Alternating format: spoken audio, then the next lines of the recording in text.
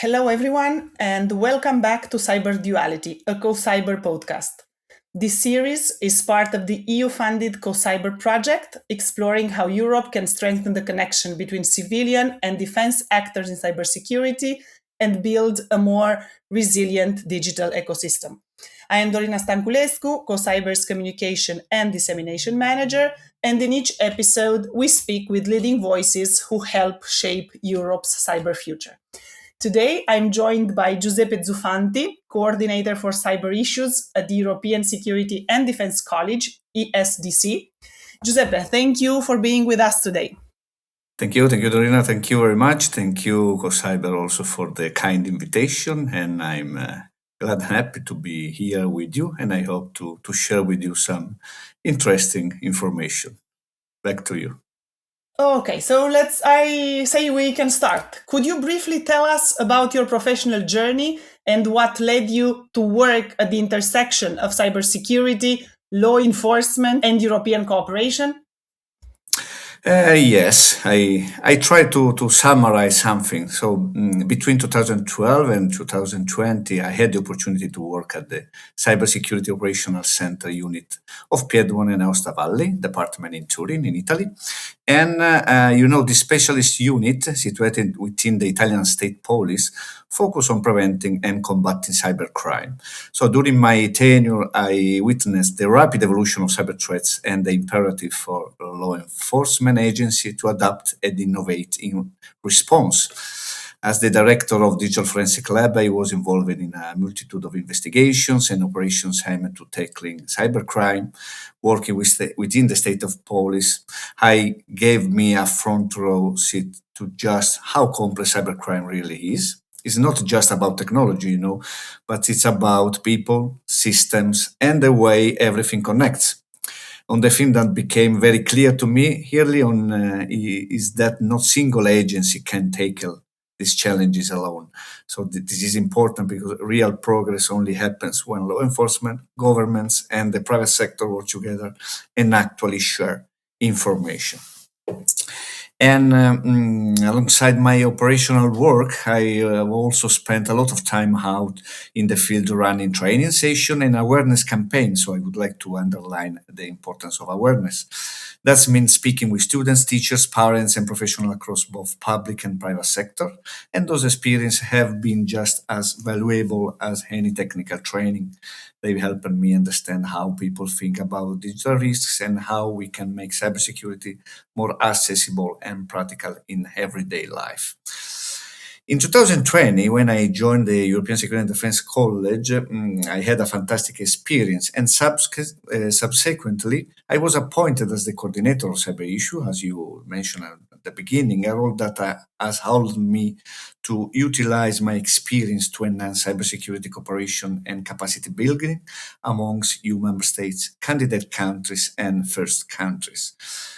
Whilst at the ESDC, I have been able to leverage my expertise to contribute to the development of the EU-level cybersecurity initiative, particularly within the context of the CSDP, Common Security and Defense Policy of the EU. And my goal has been to promote a more comprehensive and coordinated approach to cybersecurity, cyber defense, cybercrime for both civilian and military personnel. So finally, this background has ultimately shaped my expertise and informed my approach to addressing the complex challenges in the field.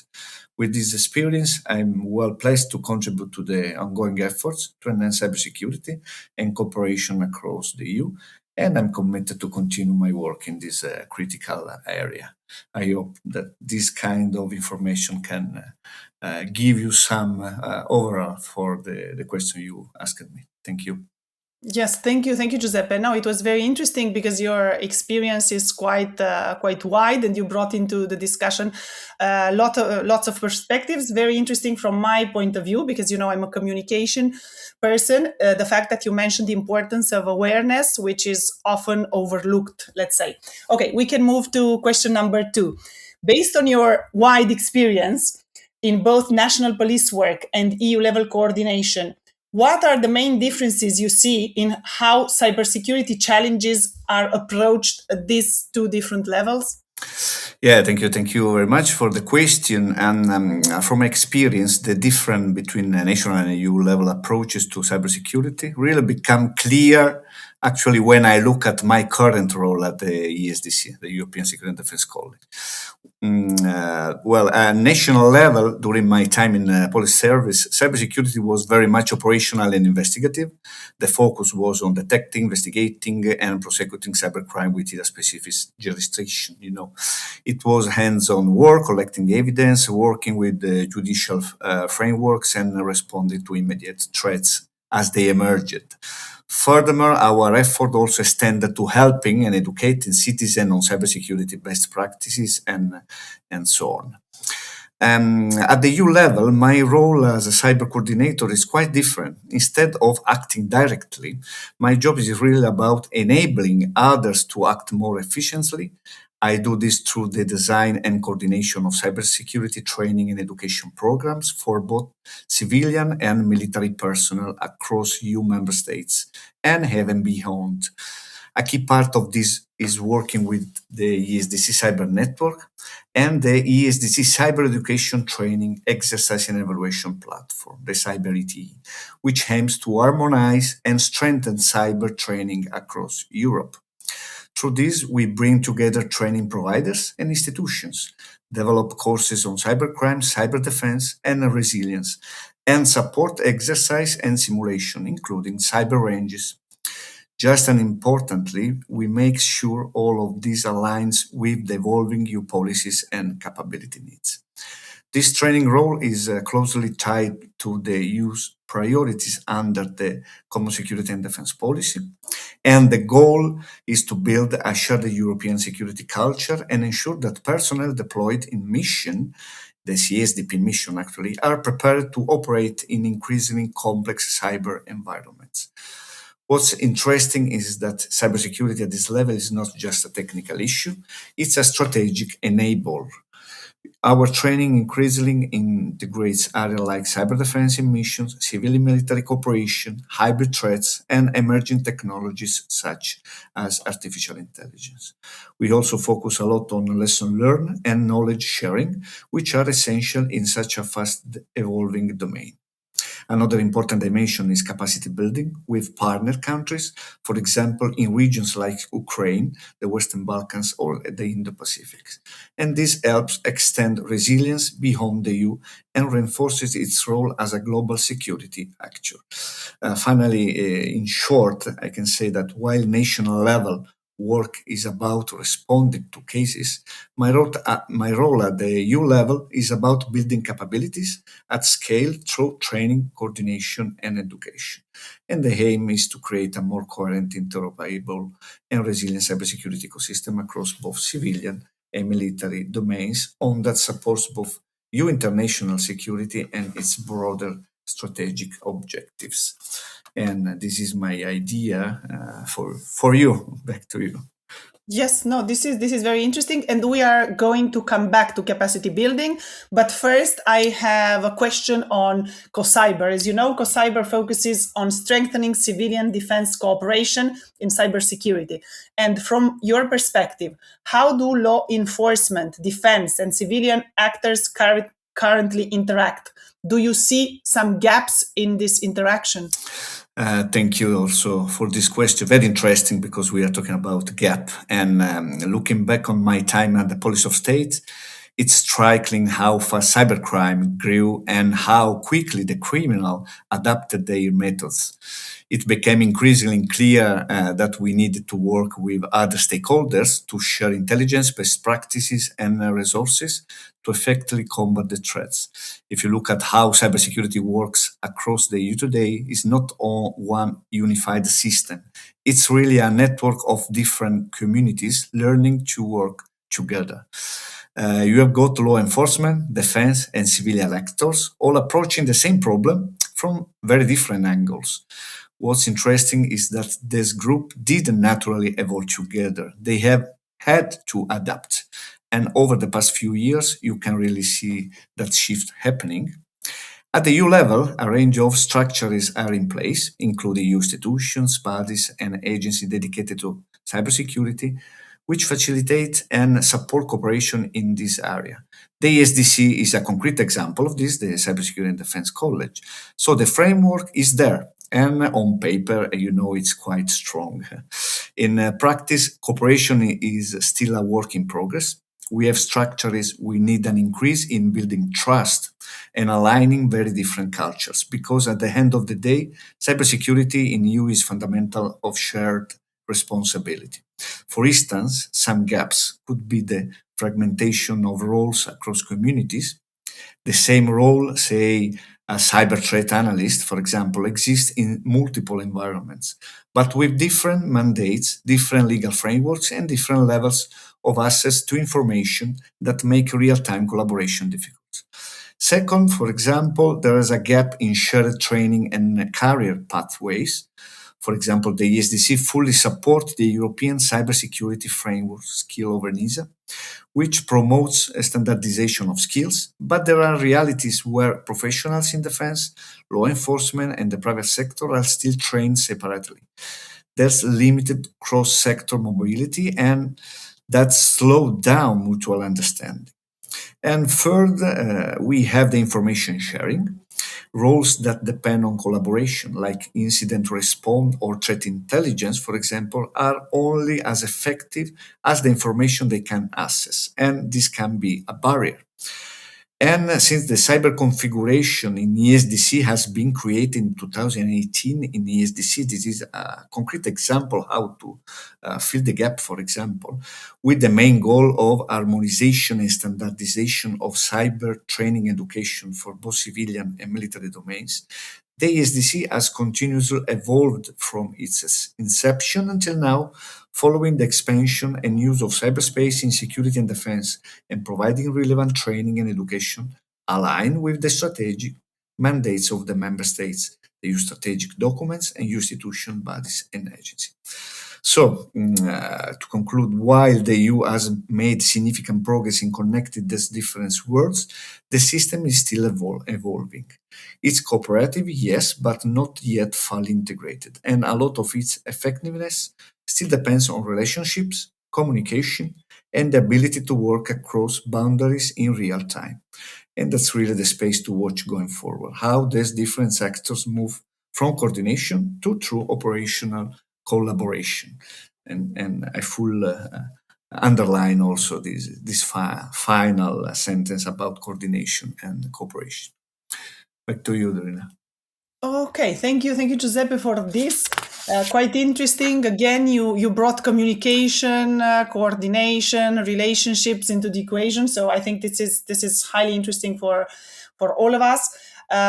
You already anticipated a little bit in your prior answer, but my question now goes to training and capacity building at European level. From your experience, again, what is one area where skills or knowledge still need significant improvement? So, thank you. Based on my experience in training capacity building at the ESDC, I believe that one area where skills and knowledge require significant improvement is in the field of security and defense, particularly in the context of emerging technologies such as AI, machine learning, and post-quantum technology. As the coordinator for cyber issue, I have been actively involved in promoting training and education on AI domain, as well as the ethical and legal implications of utilizing these technologies in security and defense context. Within the EU cyber ecosystem, the process of enhancing security and defense skills and knowledge is already underway. For example, in the context of training and education, which is the CSDP framework, the SDC has identified four main key areas: artificial intelligence and machine learning for cybersecurity and post-quantum technology, developing the skills and knowledge required to effectively utilize AI and machine learning in security and defense context, including the use of AI-powered cybersecurity tools and the analysis of complex cyber threats, advanced cryptography, secure digital infrastructure, and the security implication of emerging technologies such as quantum computing and the AIoT must also be considered.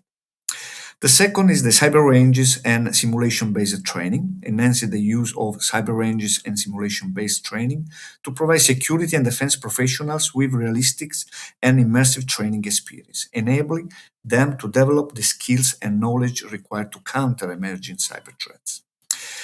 Third, I would like to underline the hybrid threats and resilience, developing the skills and knowledge required to counter hybrid threats, including the ability to analyze and respond to complex, multi-domain threats that combine cyber, kinetic, and other forms of attack. Last but not least, especially in this moment, cyber diplomacy, international cooperation, enhancing the skills and knowledge required to engage in effective cyber diplomacy and international cooperation, including the ability to negotiate and implement international agreements and frameworks related to cybersecurity and cyber defense. To address the rapidly evolving security and defense landscape, for example, the ESDC has already started the process of introducing and improving training courses in areas such as AI, cyber ranges, FIMI, foreign information manipulation interferes, hybrid threats, and cyber diplomacy. These courses are designed to enhance the skills and knowledge of security and defense professionals, enabling them to effectively counter emerging threats and contribute to a more robust and resilient European security and defense posture. And this is for both civilian and military domain. Expanding upon established foundations, we are elevating the specialized knowledge of the EU civilian and military personnel. This commitment reinforces European strategic autonomy and ensure our collective resilience against the multifaceted challenges of the modern era. This is my suggestion based on my experience at the ESTC. Back to you, Dorina. Thank you, Giuseppe. I even took some notes. It's very interesting to see these four main themes that you underline, right? The main pillars where the training needs to be improved, or you are concentrating your efforts. And what I wrote is AI, post quantum cryptography, very very briefly, right? Then the simulation training, then the training for hybrid threats, and then also cyber diplomacy. I think this is also highly relevant, so yes, thank you for this. And now let's move to our last question, so to closing our discussion today, with a look to the future. What developments in cybersecurity, whether technological or in terms of organization, do you believe will most impact Europe's cybersecurity landscape? Okay, thank you very much. We need an oracle, but actually, looking ahead, the European Union and security landscape will be significantly impacted by various developments in cybersecurity, both technological and organizational.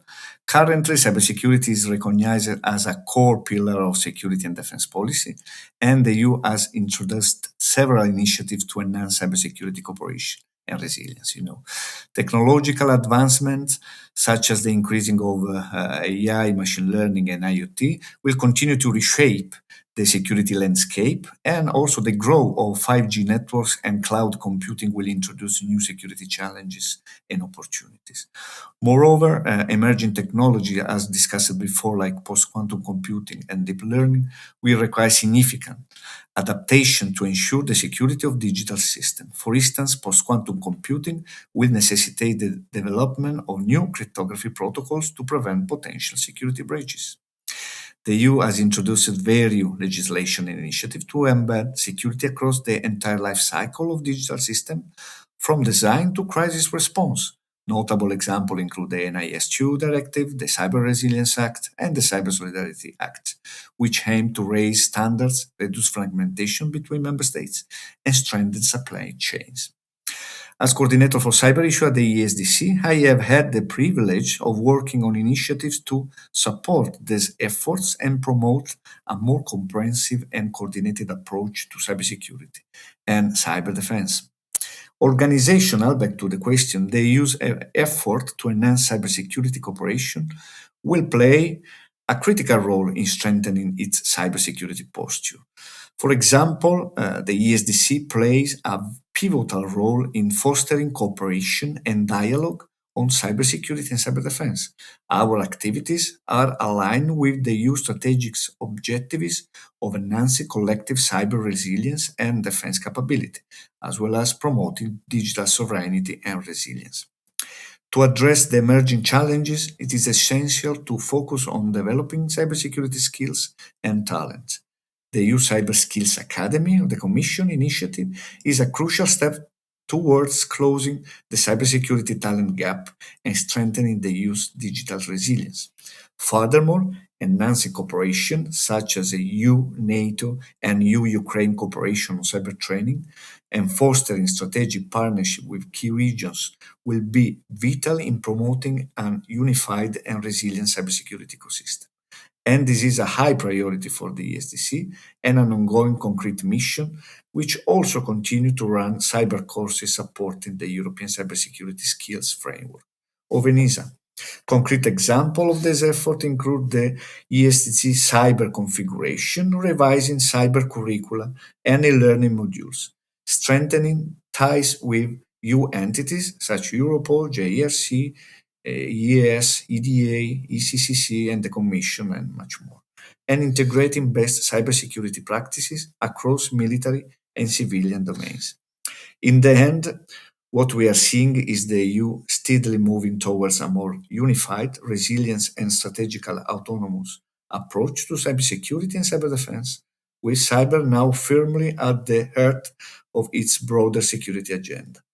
But getting there isn't just about policy or technology, it's about people. And that means continue to invest in awareness, education, and skill across civilian, the private sector, the military, diplomats, and academia. Because resilience in cyber is shared across society, and by strengthening that collective understanding and cooperation, the EU can move closer to a more secure, capable, and ultimately more prosperous future. And this is my idea about the new landscape for the future. Back to you, Dorina. Okay, thank you, Giuseppe. This was very interesting, and I would like to briefly sum up because I really like that besides the technological aspects that you briefly introduced also in the prior questions, the 5G, the deep learning, IoT, post-quantum, again, cryptography, and so on. I'm still, because again, as a communication person, I'm still struck by the fact that you mentioned quite a lot cyber defense dialogue, cyber resilience, digital sovereignty, people, skills, talent. So I think these are quite key aspects that we need to take into consideration, because technology will go hand in hand with all this, let's say, soft skills side. Otherwise, without this coordination, I don't think we are going to achieve our goals of digital sovereignty and more. Okay, Giuseppe, thank you for sharing your insights and for contributing to this episode of Cyber Duality. Your perspective really added an important dimension to the conversation COcyber wants to have with experts on how Europe can strengthen its cyber capabilities. For those listening, you can follow COcyber's work and upcoming activities on our website, LinkedIn, and Blue Sky pages. We'll be back soon with the next episode and another expert voice shaping Europe's cybersecurity landscape. Thank you.